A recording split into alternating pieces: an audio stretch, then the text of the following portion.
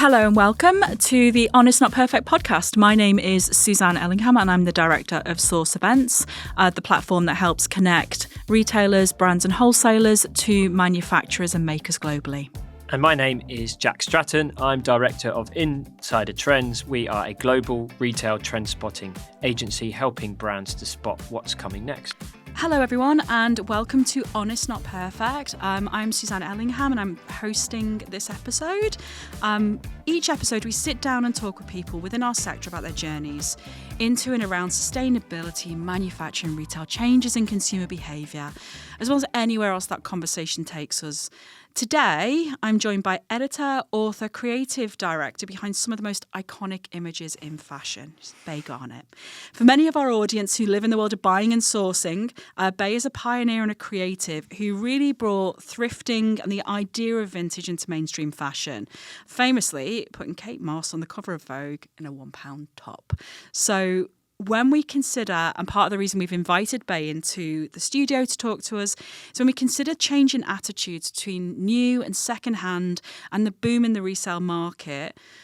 I'm sure many of us know Vinted is now considered the largest retailer in France, and who would have thought a secondhand marketplace would be the largest retailer in a country in Europe? And I think what's really interesting is I think Bay was really laying the groundwork for that change a long time ago and has seen so much change in that place, in that space. So Bay, welcome. Hello, thanks so much for having me. What a lovely introduction. Well, hopefully, I'm curious, in terms of, you've often been credited with pioneering thrifting and really starting that movement towards secondhand and vintage becoming more acceptable. Can you tell us a little bit about how your journey into secondhand started? Because you must have fallen in love with that from an early age, or from the start of your stylist career. Where did your love come from? Where did it start from? Yeah, it's a good question. I think, you know, when you're younger, a lot of your interests and your passions start with friends. And having said that, my mother, she's got a great eye, but she's a collector. So I did grow up with, like, when we drive, she'd stop at an antique shop and she had an eye for things. And so, I mean, I was bored in those shops because they were an antique shop, but I think somehow I was kind of infected or influenced by that idea of looking out for a goodie, or, you know, that the pleasure you can get, or the buzz. I think I was very close to that. And then I just completely fell in love with charity shops, and my friends were really into charity shops. So I think that I was influenced by them. My sister had an older friend, when I say older, a few years older, who was a real influence on that, Kira Jolliffe. And we used to go thrifting together, and we'd go to the market. And it wasn't that we were having a reaction against fashion. It was just that it was just so much fun, and we loved it. And then I think I probably maybe took it to like a whole other level, where it was just, for me, a place and an environment where I felt completely inspired, and I felt, how can I say it? It's actually, it's hard to put my finger on. I just felt like a sense of belonging in a creative way. And I don't know, I think I loved a bit of the chaos of it. And I think there was a lot of things I loved about it. The lack of order kind of suited me, dare I say it. And the thrill of the find, and with that find, creating your own stories of what that piece was. I think that was the bit of it that was the most powerful, because as a stylist, it's only about really creating stories. Yeah. And finding secondhand clothes gave me the tools and the inspiration to not do what, let's say, maybe everyone else was doing in mainstream fashion, which was looking to the Gucci collection or whatever collection it was. And if you're looking at secondhand, you're having to do your own work and use your own imagination and move those pieces out of the context of that shop and into a different context. And I found that a challenge, and I found it exciting. I've got to wonder, what I've just heard you describe is what I hear when I speak to anybody who's creative, which is that people find inspiration in different things. And, you know, when we look at, say, for example, head of creative at any major fashion house, they'll take an inspiration piece and it's usually something they've seen or it's an inspiration from the past. And how many times have we seen these amazing Pucci prints evolve into something else on a couture catwalk? Yeah. And I kind of feel that maybe there's a little bit of that in there. You see something that just sparks inspiration or creativity and you see something and you talk about finding that goodie. And actually what you can probably see is that in a different setting and its own creative story, which I think is not too dissimilar to many of the buyers and the product directors and designers that we work with, which is that actually it's just people find that inspiration from different places.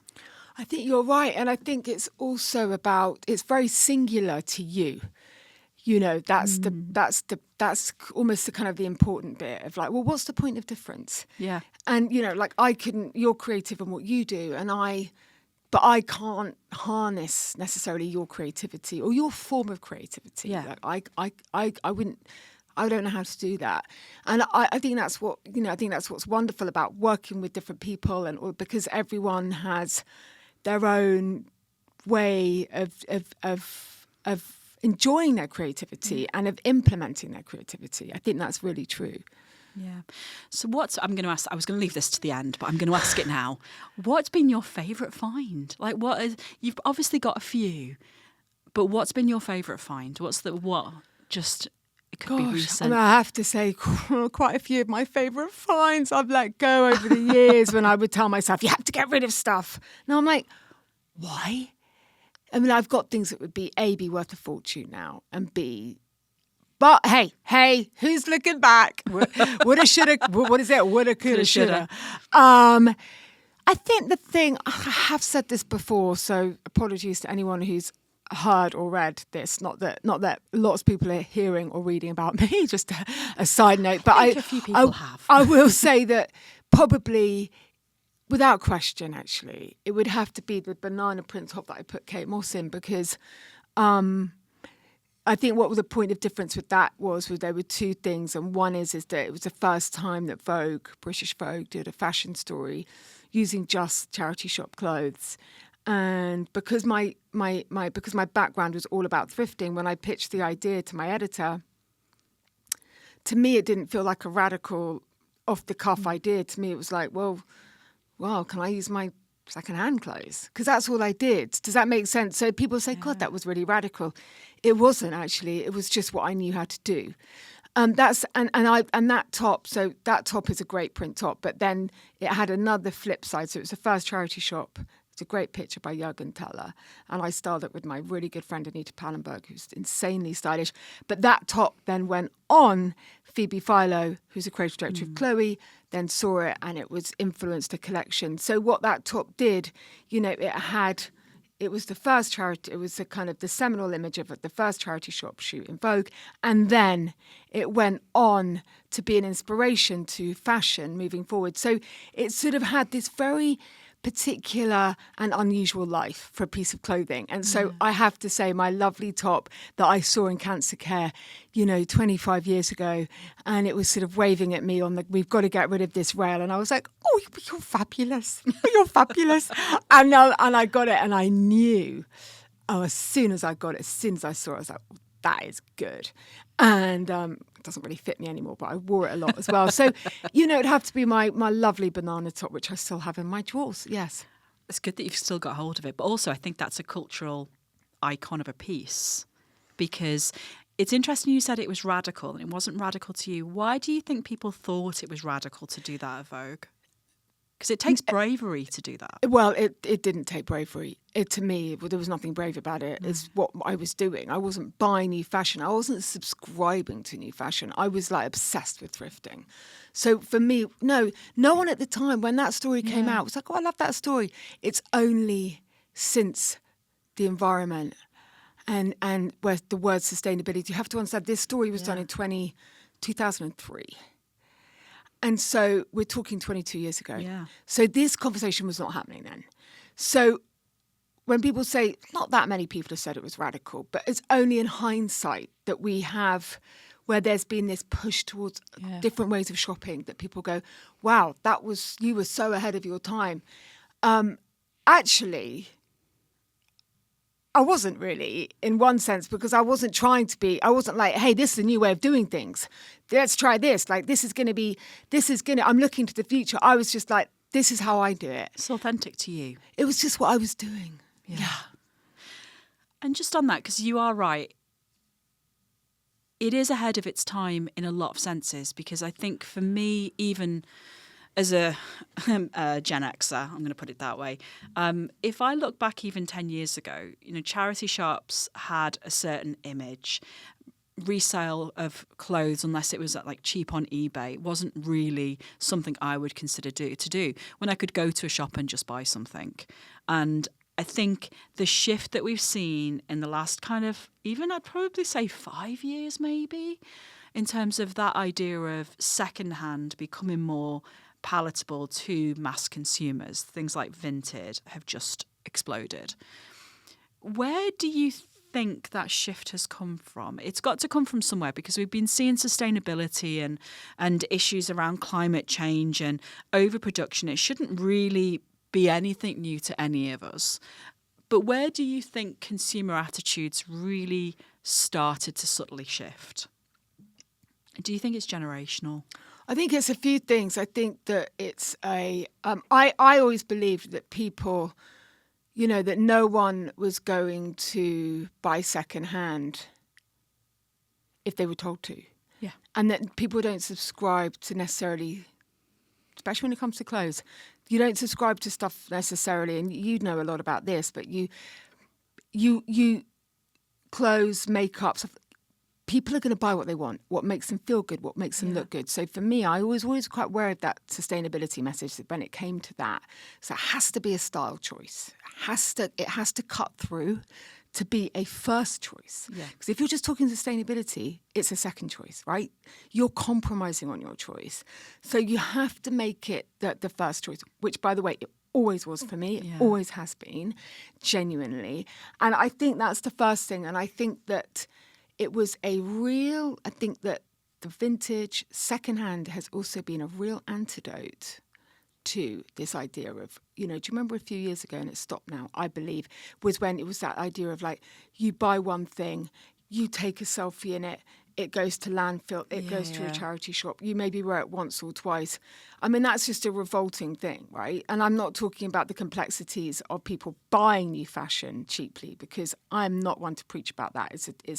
Economic, that's a whole complicated thing. Right? I'm just talking about that culture. It's the disposable attitude. The disposable attitude, where you're doing that with a sense of kind of like, look how fabulous I am. It's like, no, there is nothing fabulous about that. What's fabulous is knowing your style and holding on to something for years because you know yourself. That's fabulous. And I think that for a younger generation that came up, it was a combination of things. It was like, hey, which I always thought this, hey, if I go thrifting, I go to the source of ideas. I don't need someone to tell me it's trendy. I don't need, other people to be wearing it. I am powerful and I know what I want and I'll do what I want. And thrifting it's quite an emboldened thing to do. Yeah. And people like that from a style point of view. It was sustainability. It was an antidote to that whole kind of fast fashion thing. So it was a combination of things. But the top line for me, why I think, is ultimately because it became cooler. Yeah. It became cooler. And it became like, I remember when it first started happening, when my friends, not my parents, my friends would be like, oh my God, Lucy thinks you're so cool. I'm like, what? And they're like, because you love thrifting. And they just love thrifting. It was about 4 years ago. But people would say to me like, oh my God, like my friends would be like, because their teens were like going like, oh no, we want vintage. We want secondhand. Became cool. And that's the change. Yeah. Do you think... Because obviously resale platforms seem to have exploded, and there's retailers looking at doing their own resale. There is Vinted, there's Reskin, there's loads of different platforms. How important and I think it's quite important there as well, you mentioned about really it's about knowing your individual style, but I also think it's accessibility. And I think what some of these platforms have given us the ability to do is make good fashion accessible at almost the same price as fast fashion. How important do you think that has been in terms of really these kind of resale platforms? Do you think they've how positively do you think, or negatively do you think they've impacted the secondhand sector in terms of really letting people know what's out there? I mean, it's an interesting question because, to be honest with you, I don't really know the answer to that. And I think we're still finding out what that answer is. Does it make people buy more new clothes cheaply to then sell? Do you know what I mean? Like, that's still that kind of, those things will still come out in the wash, in the sense of, like, I'm not sure. I know that it's had a huge impact on charity shops.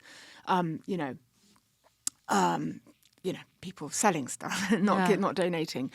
But it's a good question. I think it's really good in that it's not sustainable, but I really don't like that word personally. I think it's definitely more sustainable. Yeah. Can we just talk about that? I think people saying something sustainable is someone who knows nothing about sustainability, because if something exists, if it's produced, if it's not, that's just not what it is. Yeah. I think I have personal view, because this is a podcast and I can say what my personal view is. My personal view is that if you say sustainability, everybody will give you a different definition of what it means to them. And I think one of the challenges with that word is, in order for anything to have weight, there needs to be a uniform definition of what is sustainable. Because a purist would say no brand or no retail place is sustainable because you're taking up resources. Fashion has still got a long way to go. In fact, most different parts of UK retail have got and retail globally have got a long way to go to close that loop. But while we're still producing new stuff, nothing can really ever be sustainable. I think Patagonia say quite famously, and they've done probably more in that space towards moving towards a circular production process and really looking at what they do. And I always come back to, actually, for me, sustainability is quite a loaded word as well. I prefer responsible. Are you fundamentally doing the right thing for the right reason? Are you trying to do the best things for your business? Are you being transparent about your progress? And I personally prefer the word responsible, because people think sustainable, they think material. They don't, or somebody who doesn't think material might think labour. And when you look into, and then they might think it's all to do with supply chain and how much carbon it's used getting from A to B. And I think for anyone that's done any kind of carbon literacy training, you would know that it's a minefield. But I think fundamentally, if people are doing things for the right reasons, and there are some fantastic people who do, and actually if your compromise is, you know what, I'm not going to buy new clothes from a retailer, I'm going to go to a marketplace and I'm going to buy something that's already been produced, then you can say, actually, that's slightly more responsible. And the other side of it is that if we can make secondhand and these kind of marketplaces, places where consumers are trying to get rid of their clothes or they're using them as a way to find new stuff. I think where I see a huge grey area with marketplaces is when brands just flood it with their sales stock. And I think that's when it can sometimes become a little bit disingenuous. Yeah. I think somebody told me how many millions of items were put onto Vinted, I think by Zara. And I'm happy to research that and provide a link, because I'm almost certain that a lot of these big fast fashion retailers are using some of these marketplaces as a way to get rid of their own stock. That's really interesting. I didn't know that. Yeah. I didn't know that, really. Yeah, and I think that's where it gets a little bit murky, because I think the whole ethos around marketplaces and secondhand is you're using something that somebody else has loved, maybe worn once, fallen out of love with. That's maybe how I it like to fit. see it, but it's probably very naive. And when you asked me at the beginning, that's why I said, I don't know the complexity. Yeah. I don't know actually how it works. Yeah. And now you say that, that's kind of my instinct that I'm sure stuff like that is happening. Yeah. Where it's, it's because it's so big now. Yeah. I mean, it's so big. And if that was purely, as you say, like, I've had this dress for 2 years, I don't want it anymore, I'm going to sell it, then that's wonderful. Yeah. If it starts getting harnessed and used for maybe overproduction, stuff that shouldn't be getting made anyway, and all those sorts of things. I guess a form of exploitation, if you like, to the actual ethos of what it should be to some extent. then that is that's really sad. Well, yeah, I think but, it's overproduction is something we talk about. In fact, we've launched a report this week on overproduction in fashion and retail in general, and I think it is something like 30. I should remember my own stat now, but we'll have a download link on our website to it. But something like 30 or 40 billion items a year are produced for fashion globally. And I think there was a stat that we found, which was through WGSN, that said something along the lines of about 34 million pieces each year are not worn in the UK and are never sold. So that's the consumer kind of overproduction. And I think one of the things that we're really curious about exploring with Source Fashion and with a lot of our community is the whole ethos around, we're a whole show about producing stuff. And sometimes it's quite hard to reconcile. We're a show about producing stuff, but let's talk about some things that I don't think we can change, which is that we're a consumer society. We're driven by newness. So if we accept that we're not going to be able to train people out of new stuff, and that's really what drives quite a lot. It's like, how do we produce less but better? And how do we make the margins stack up? And I think that's the conversation we should be having. And Uniqlo have done it really well. We've got a few case studies in there, but I think that's kind of at the heart of where I think we should be looking. Does Uniqlo do it very well? I think they've produced significantly less while still maintaining their margins. And I think that's what we think more people should be looking at. They've also got a really great story in terms of their in-store experience. They do a lot of things very well. They don't do everything perfectly, but actually they're quite transparent, probably more transparent than most.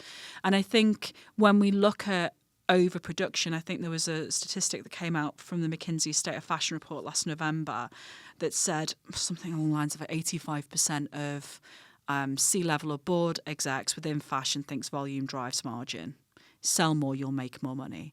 And actually, for the future of a lot of what we want to concentrate on, it's actually how do we produce less but still make money? Because we do still need to make some money as an industry. How do we fix that so that actually we're just producing the right amount that can get sold in the right way and people aren't losing jobs, and actually there is an ecosystem that can be supported, but it's actually starting to get that message through of actually which companies have done it. Can it be done? Can you still maintain your margins whilst producing less stuff? How do you work with the consumers on that? How do you change parts of your business? And it's an interesting place to be, and it's an interesting place to explore at the moment as well. Yeah, I think it's really exciting, and it is.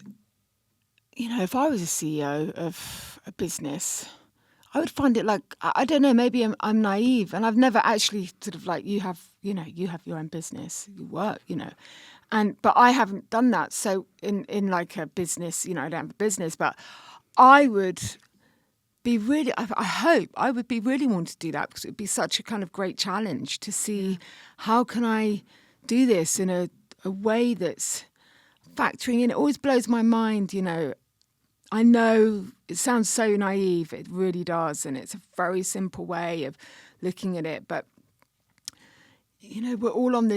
we're all here together in this thing, and it's quite male-led, I will say it, but oftentimes, I'm sorry, it's true. It's true. I'm not, call me what diversity. You want. It's true, and, and I know from good friends of mine who have been, who are powerful in the business world and who have tried to make change, and it's often the men that they come up against who are just about the figures.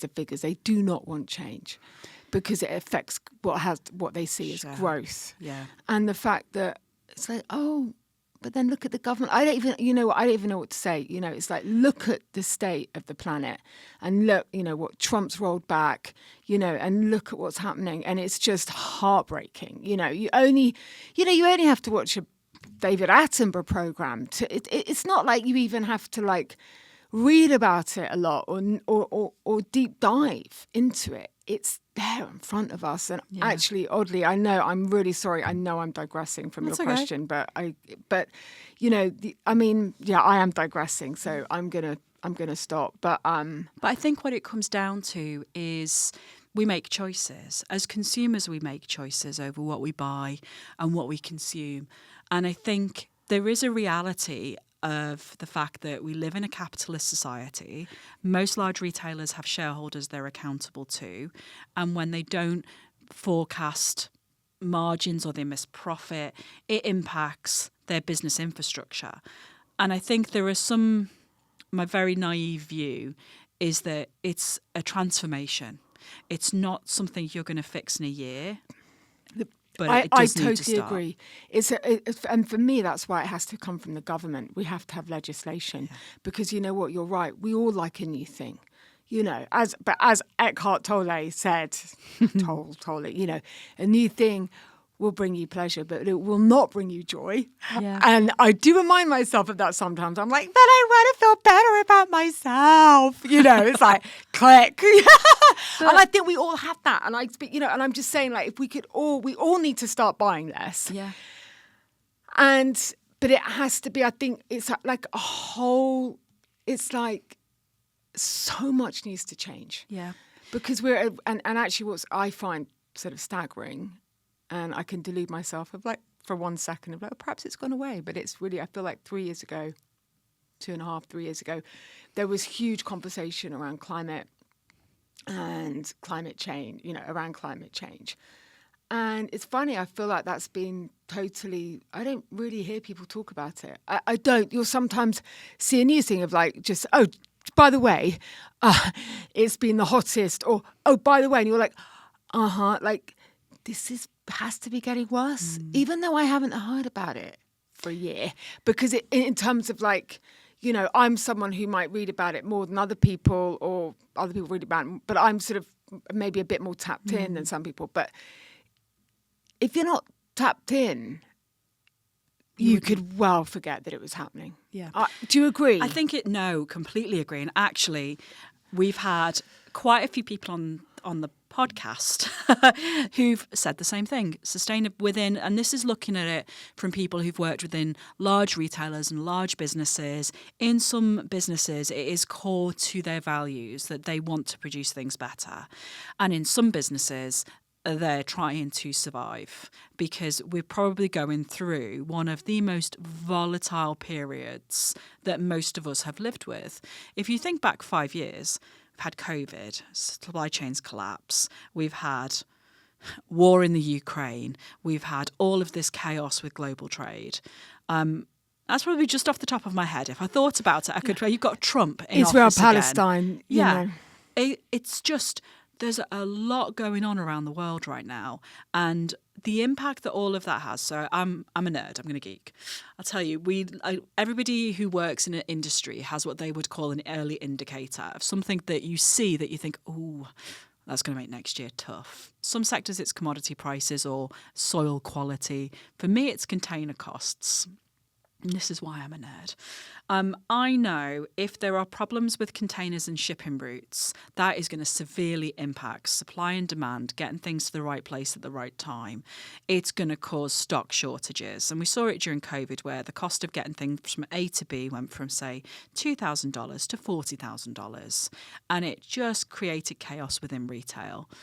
We're starting to see container costs become a little bit fluctuated again. Really? Now, if you think about that in terms of what that's going to cause, that means stock may not be where it needs to be in the right place. And one of the things that I read about a few weeks ago was obviously the tariff issues in the US. Now, you'll remember during COVID, I think we saw pictures of like containers of stocks just not being left at port and just stock being dumped because retailers couldn't afford to pick it up. We're seeing that in the US. Like, if you think about the tariffs, if somebody who's ordered something just refuses to pick it up, it sits at dock. And that means that container can't get back on its ship. It means that stock is just sitting there and people can't pay for it. And that's nowhere in the news, but we're seeing it happen. We're seeing it slowly start to come through. And you think that is going to cause chaos. Now, if you think that you're a small retailer in the UK and you're reliant on your wholesaler and your wholesaler's looking after these shipping and all of a sudden it's running late, your seasonal stock might not make it to your shop on time, or it might make it too late, which means you've got all of your cash in the wrong place. Now, the reason and I'm going off on my own little tangent now, but that's one thing. Like, I think so many businesses, specifically within retail and fashion, have such a tough time at thinking, you know what, I just want to be in business in 6 months. And this sustainability thing, this like carbon neutrality, this EPR legislation that's coming through, that's next year. It might not even be in business next year. I think there's this ethos around it's a hard business environment. And one of the themes is really funny. We run Source Fashion. And one of the things that we're constantly asking, what's on trend? Nobody asks me anymore what the on-trend colours are because I refuse to answer the question. It's like the only trend we should look at is quality. And actually what we're looking at for the show is how do you survive in volatility and still do the things that matter? Because sustainability isn't going away. And somewhere you need to build in feedback loops into your business that mean that when, things hit the fan, you can still concentrate on what matters, because to most businesses, they do want to make things better and they do want sustainability to be a focus. But when your mindset is survive, everything else kind of goes out the window. That's the problem. And I think that's why we're not seeing as much about climate in the news. Other things have taken the market share. I think that's really true. And I think there is a hell of a lot going on, and I think you're right. I think people are really worried about their businesses, and sustainability or climate becomes, maybe a bit like, well, let them eat cake. It becomes a bit of a kind of a luxury worry, as it were.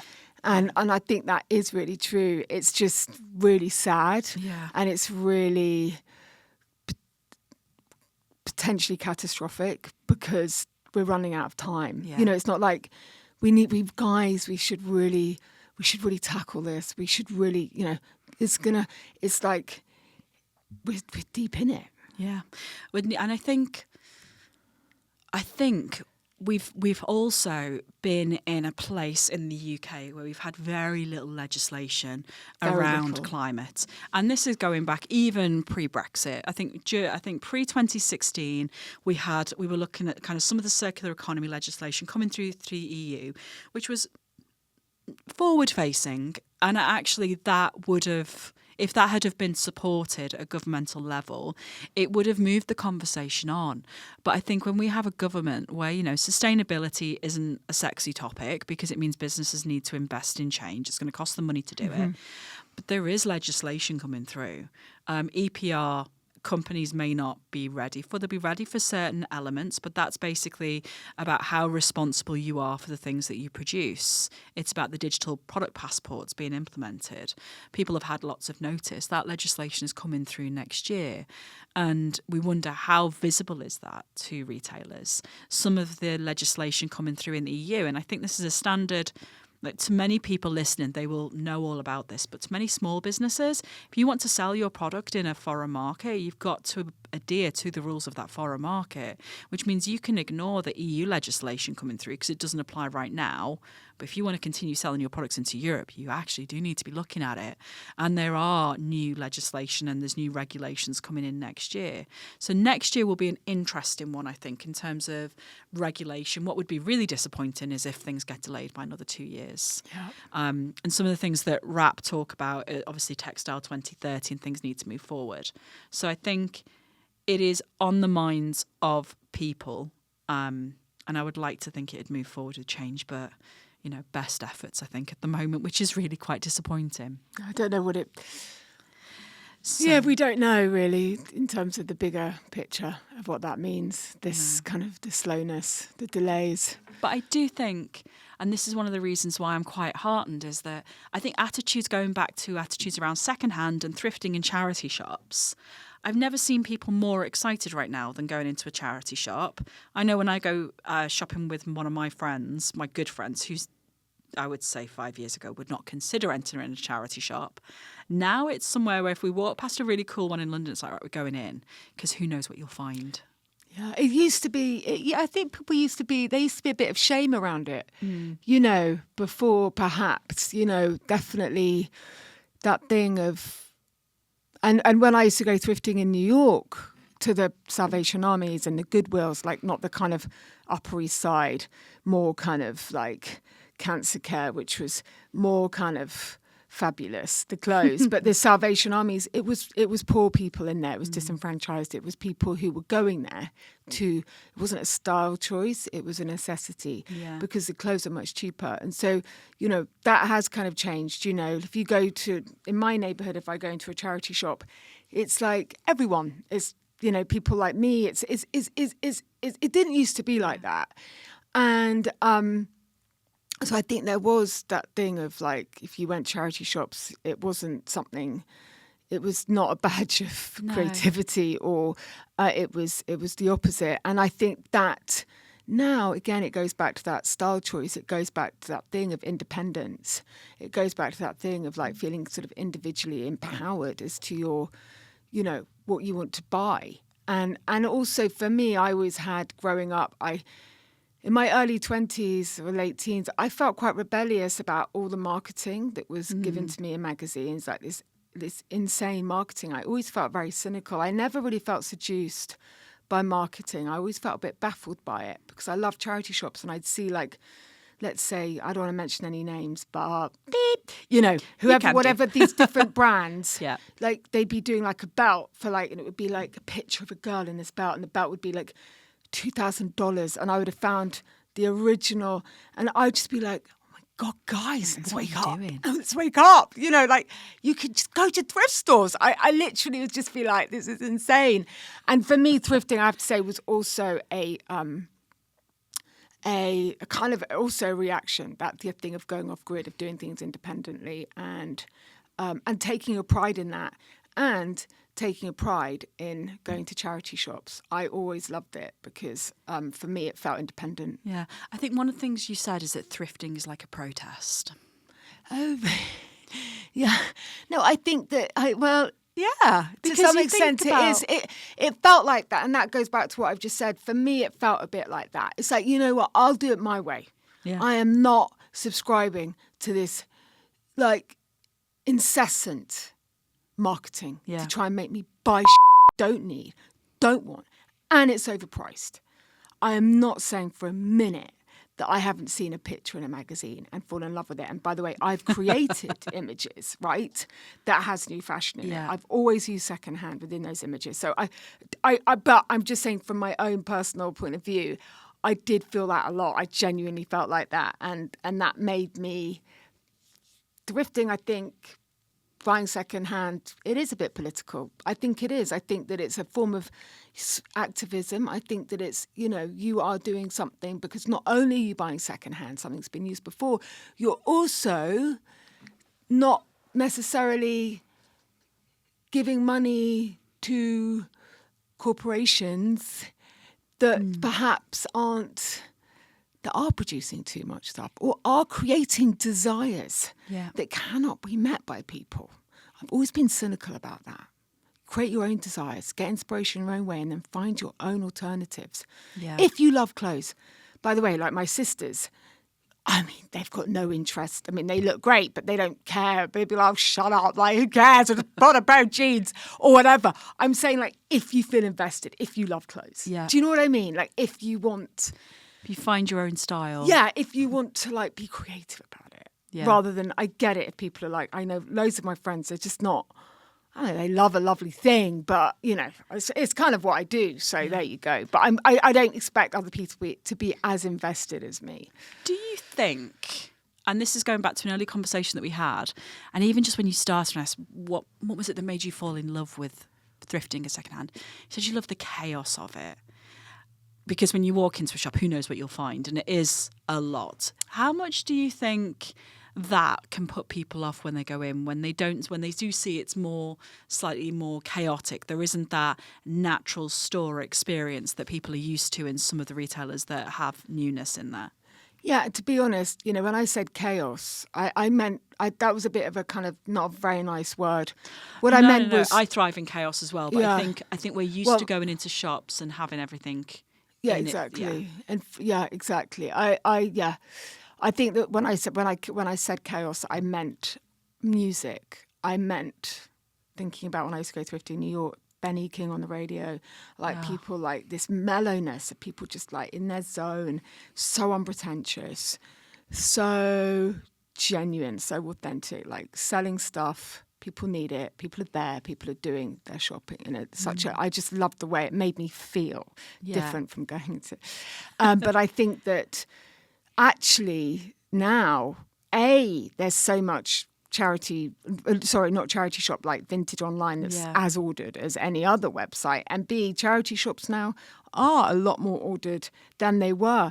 You know, you go into a charity shop now, it's not, they've been completely sort of cleaned up, you know, because they have become so much more popular. And so actually there isn't really any chaos in charity. I miss the chaos, by the way. I don't like all those white walls and order, and I like dishevelment. I like, I love the point of difference. Yeah. But there's less of that now. So don't be scared. Yeah, it's law and order. And just, what would your perfect charity shop look like? Because we talk a lot about customer experience, and we've spoken on a few of our episodes around how you storytell in a store to really help your customers fall in love. And it means, and a great store experience is different. So I'm going to ask you two questions. First one is, what is your favourite charity shop? Is there one that you just absolutely love to go into? And secondly, why? My favourite charity shop has closed down. Oh, okay. So my favourite charity shop was a charity shop in New York on Spring and Broadway, and it wasn't there for that long. It was a space, and I remember coming out of a tube. I had an office job, and I used to go on my lunch break, and I suddenly saw it. It was a Salvation Army, and I thought, but this jewel of a shop, how long's it been here for? I can't believe I hadn't seen it. And I literally would go in, and the stuff in there was unbelievable. There was a gold sequin jacket that I put on Kate Moss for the British Vogue story that I got I remember it very well. It was $7, and it was beautiful. It was so beautiful. And then actually Kate, after the shoot, was like, "Oh, I love it. Can I borrow it?" There's a story to this. And I was like, "Yeah, like, of course, like, borrow it, of course." And I'll never forget this. And then Kate was photographed in it. I've got it in my scrapbook. Yeah. So I've got the picture I put Kate in the Vogue. And then I saw her papped, and she wore it black jeans. She styled it really, really well. And then about a year later, 8 months later, I was doing a fashion story, and I went for an appointment at Christian Dior. And it was all these little gold sequin things. And I was like, oh my God, this collection. It was like, I was like, wow. And I was like, wow. And they were like, oh, it was inspired by this. Kate Moss wore this gold bead, like sequin jacket. And I was like, I didn't even know what to say, because once you start going, well, that was my jacket, you just sound like, you sound like a lunatic. But I mean, you know what? It's funny. I don't want to be histrionics here, whatever the word is, but like that happened. You know, when you sometimes go, did that happen? Did that conversation happen? Or was that in my head? But I would probably put my house on that conversation happened. Does that make sense, though? Well, going back to what we were talking about, it's like people take creativity and inspiration from different places. And Kate looked pretty fantastic in that jacket and jeans, and it's styled well. It's like, why wouldn't somebody take a look at that and go, oh, it just looks really cool, more of it? My pleasure in that, or what I love about that, is that what it does is it's a testament. Now, if you looked at that jacket, I remember vividly, it was hanging by the door. So that Swift was amazing, because there was so much amazing stuff that I'd see something and I'd be like, but I need to go over there. Oh. And I remember that one was hanging by the door, and it was like $7. And I grabbed it. $7 jacket inspired a Dior collection. Well, and other stuff, I'm sure. Lots of pictures. It was an element, probably, maybe, if I'm... Someone shoot me down now if I'm totally making it up. I remember it was a long time ago. But I think that, like, what I love about it is this the testament, really, of what goes back to this idea of they kind of call it like the being seduced. Brainwashing is a very cynical way of saying it. But what those pieces illustrate is the fact that if you go in, it's your ideas. It's your ideas. It's your imagination. You take that gold jacket out and you put it somewhere else. And it's really simple. But I think a lot of people were secondhand, much more so now. But before, it was it was not difficult, because that sounds patronising, but not the practice to see something and go like, okay, so if I do that with that, and I put it with that would look really great. Not be literal about it. It's all about the shift. Yeah. It's all about, and so for me, that jacket then went on to be in a fashion story, but that's the same as being in someone's wardrobe. You're just putting it in front of a camera. Yeah. But it's the same thing. It's restyling something. But I think it also talks to the ripple effect of, we talked about the banana T-shirt and the gold sequin jacket, and just how all of these small pieces and all of these small parts slowly start to peter into consumer consciousness that it's okay to look at secondhand because look, it's cool. It's like Kate Moss is wearing it, so everyone can do it. Maybe you don't have to go and buy it new from a shop. Maybe, you could go find your different version of that $7 jacket. I mean, I should say that that's the first time I've repeated that story about the gold sequin jacket. So it's not out there because it just came to me actually. But when I was doing fashion stories, when I do fashion stories, I remember my editor was always brilliant, and she let me do that fashion story, Alexandra Shulman. When I pitched doing that vintage, most editors would have said, "Are you mad? You can't do a fashion story without advertisers. Are you mad?" But she didn't. She sort of looked at me and she went, "Okay, go and do it." It's a bit different. And so she comes out as a radical one in this. Because she knew that was like, for me, I was like, hey, I've been in thrift stores, hi, Yeah. I didn't have that kind of formality to my life, but she did. So she's the one that went out of her box to say yes to me. Okay. And I think it's important to give credit where credit's due. Yeah. So thank you, Alexandra Shulman. And she was a fantastic editor. Yeah. And I think that, I can't remember what I was going to say. I'm going to go to the second part of it. The second part of the question, which is, what would be the charity shop of dreams? Oh, sorry. It would be what it would look like would be to walk in, to be. Actually, my favourite charity shop was probably in Connecticut, and had a wonderful window display, not trendy, but like these old ladies had done this really creative window display, and it would be lovely. It'd be very simple, actually. But it would have probably a chair in the back, and then it would have shelves combined with the clothes. So you'd have to dart your eyes up to look at some bric-a-brac, and then they'd be like, it would be really quite simple. They'd be like a chest.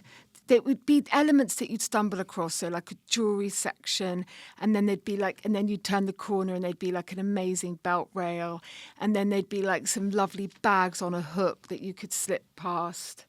And, so for me, it's almost that thing of turning corners and things being a surprise. Yeah. So you have to maybe go back because it's such a... But it's all about the content, okay? It's about what's in there. So it would be like just a wonderful mix of surprises. Yeah, which sounds like in general just a really great retail experience. Basically. Yeah, I love that. Yeah, we can all do it. I mean, exactly. So, and I think I would be remiss if I didn't ask this. Before we finish, what would be your top tips for anyone listening to really kind of... What should you look out for? Have you got any tips for people who are looking to get into vintage or looking to find some really great things? I would say have a think about what you're looking for. When you shop, when you go new shopping, you probably have an idea of what you're looking for, right? And that gives it a point and a purpose. Sometimes I think people think charity shops are like, oh, have a look, which is fine. If you want to do it more seriously than that, then go in with a sense of purpose. What do I want? What am I looking for? Look on the men's rail. You might find a great cashmere roll neck on the men's rail in a size small that looks great on you. It's about going, maybe not doing conventional shopping and that you're looking on different rails, and then do another thing of, I don't know about this. And then you think, well, what would I wear it with? And could that be good? And I don't mean to say you don't want to go home with a load of shit that you don't want, right? Which we've all done from charity shops plenty of times. But it's about, I guess, feeling a bit brave. But also I think it's good because it does often make you think you can't return it. You have to think about it. No one wants, kind of loads of stuff in the house they're not going to wear. So, but go in with a sense of purpose, a sense of joy, a sense of like, I always believe in the karmic energy of thrifting. I believe the amount of times I've gone in and then I found something I'm looking for, something better, so I think it is a good vibe thing. That circularity, I think clothes have a history and an energy. I love it. Let's get really woo-woo here. But, I think that it's about going with a sense of purpose and also, having a sense of curiosity about what you're going to find and what you might do with it. I think that's a really great place to finish on, actually, because I think when we go shopping, I think we talk a lot about fashion, but, fashion really underpins identity. It underpins how you present yourself. Most women, a lot of women see it as armour. And Totally. I think you've said that really, really well. Yeah, and it's a way to stand out. Yeah. Yeah. And I think we say, you can fall into a trap where you go, I'm not going to buy new, that's all bad. But I feel like some of the vintage and the thrifting and the secondhand marketplaces give you a chance to still explore that, maybe in a slightly more responsible way. And I think for me, what I've taken from this conversation is I don't really go into a lot of charity shops. I go in, I'm a bit addicted to Vinted. I made a deal with myself not to buy any new clothes for a year, and I've managed to do it. I've had 2 slips. But that's because I went to secondhand marketplaces. And I don't necessarily go into charity. My husband loves them. He loves an antique shop. And I'm like, not my thing. But actually, I found some fantastic things over the years looking in places where I just wasn't expecting them. And I think that's what when we go into retail experiences, the shops that I love to go into are the ones that are a surprise. The ones I walk in and they've got cool music, or I walk in and they've done something with colour that just makes it a really nice experience. And I think charity shops are maybe that surprise for me that I don't usually see on the high street anymore. Into these like really cool independent shops. But sometimes I like to go in with a sense of curiosity and go, I'm not sure what I'm going to find in here. I might not find anything. And that's okay too. I think you're right. I think people have made an effort in it. What I'm not so mad about are the new ones where it's like, okay, let's make the retail experience for a charity shop the same as a high street shop or a conventional retail shop. By the way, I understand why that was done. Of course I do. It's just not my bag. And that's fine too. And I think I think there's something for everyone. I think that's what most people fall in love with fashion. But I was going to wrap this up and I'm going to tell a story about my great-grandmother now. Yeah. When my great-grandmother passed away and she was well into her hundreds, we went through, she wasn't into 100, she was just 100, which is still a fair amount of time. But it became clear that woman was a clothes horse at one time in her life when we went through the attic and we found storage. And we started to really unpack. And she had the most amazing, not necessarily politically correct, but she had 2 amazing rabbit fur coats that were passed on from her mother. And you look at it and you think, okay, real fur's not good now. But at one point, these were loved and these were passed down and they have their stories. And how many great nights out have we had with that? And how many weddings did she go to wearing that? And it becomes, I think sometimes some of those really great vintage pieces, they've had a life, and it's kind of, I think it's kind of a responsibility to give it another life. I feel exactly the same way. Experiences. I've got a fur jacket. I wouldn't buy fur now. No. I would not buy real fur now. I would never buy real fur now. No. Never. But I fell in love with it at a vintage fair. Yeah. And maybe I'm a bit deluding myself, but like you, I was like, I love this. I'm going to look after this. And I love this. By the way, I love animals like the rest of this country. But, I've got dogs. I've got rescue dogs. I'm obsessed with animals. I cry if, a mouse, gets, eye gunk. Do you know what I mean? So my point being, but, I would never, never ever buy new. But there was a part of me that was like, I love this and I'm going to cherish this. And the animal, it sounds so ridiculous, but I'm going to love you. I love this. I'm going to wear it and I'm going to love it. It's existed for 60 years. I'm going to take it on and I'm going to appreciate it. Yeah. And that does not mean to say by any means that the death of the animal was worth me loving it, but it means something and I'm not going to not say no. I'm going to say yes to it.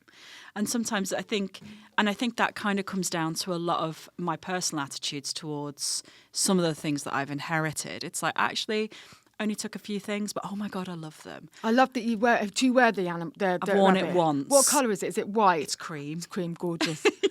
My mum has it at You'd the moment. You'd be mad not to. Well, if I could get back into it, but I think it comes to things are of their time, and I think you go through these phases with pieces, and it's like my mum has it in her wardrobe now, but my niece has seen it, and I just think, you know what, she's absolutely going to steal that, and fair play. And how fabulous is that? Yeah, and I think that's what fashion should be. It's like I think sometimes we do go take inspiration from each other's wardrobes, but actually you could do that in a charity shop as well. And I think it's just about going back to that, 10, 15 years ago, maybe it wasn't as cool to wear secondhand clothes or things that have gone through a life before you. Like everything has to be new, otherwise it's not like as wearable. And I think those attitudes have almost done a full 360. It's amazing, isn't it? I mean, I think you're right. I think they really have. And it goes back to one of the first questions you asked me, which is, well, why did that happen? And I said it was about being cool. And, your niece looks at that and she sees that it was her great-grandmother or great, like out of a few greats, right? So my point exactly. And then you've had it. And for her, it's not conscious storytelling, but it makes it cool because it is cool. Yeah. And we talk about storytelling a lot, storytelling around pieces, what they mean to you. And the pieces that you keep and the pieces that consumers keep are the ones where they understand the story behind or the provenance behind that piece, be it secondhand or be it something that Patagonia have made that will last you for 20, 30 years. I love that guy's amazing. Yeah, it's conscious decision over what you buy and how you choose to present yourself. And I think... And that's powerful. Yeah. Bae, thank you so much. I've absolutely loved the time chatting to you. So have I, and I've learned so much. It's been, I love talking to you, and thank you so much for having me. It's been brilliant. Oh, no, you're so welcome. And I think it's good to bring those different perspectives into people who wouldn't necessarily think about secondhand in the same way. But I think you did so much to normalise that just by putting it into Vogue and putting it into your style shoots and just the amazing images. And I think there's a lot to be said for how that ripples through and impacts consumers over time. So thank you. Thank you very much.